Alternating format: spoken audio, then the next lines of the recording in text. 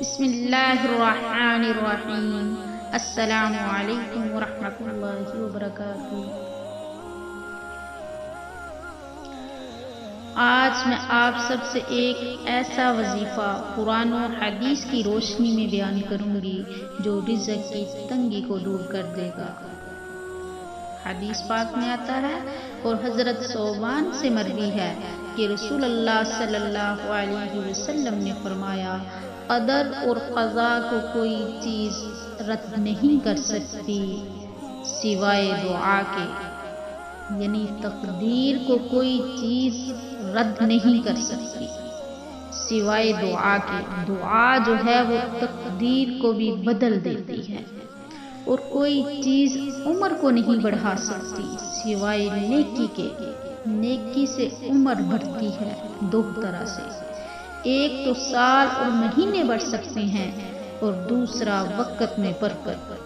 کم عمر میں بھی، تھوڑے وقت میں بھی آپ بہت کچھ کر جاتے ہیں جو دوسرے لمبی لمبی زندگی پا کے بھی نہیں کر پاتے، کیونکہ ایک نیکی دوسری نیکی کا دروازہ کھولتی جاتی ہے۔ آدمی گناہوں کی وجہ سے رزق روزی سے محروم ہو جاتا ہے۔ رزق روزی میں اضافے کا نسخہ کیا ہے؟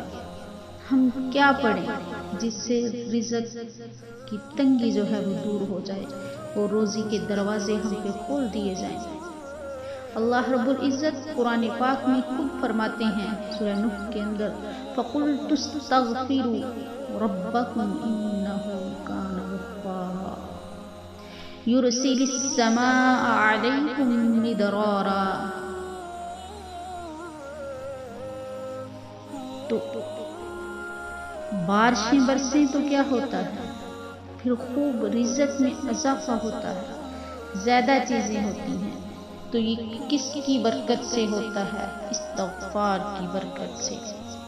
آسمان سے بارش آتی ہے اور زمین پر پانی کی کثرت ہو جاتی ہے، پانی جو ہے وہ زمین پہ جمع ہو جاتا ہے، اور اگر بارش نہ بھی آئے تو زمین پر پھر بھی پانی ہوتا ہے، یعنی رزق میں کمی نہیں آتی۔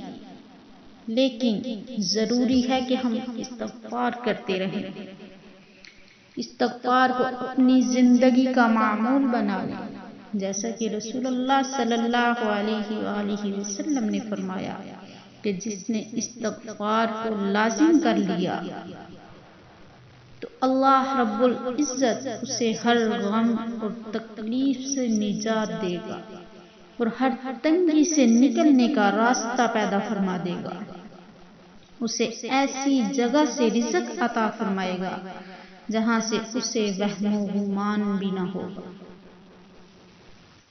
تو ہم استغفار کو لازم پکڑ لیں، کثرت سے پڑھیں۔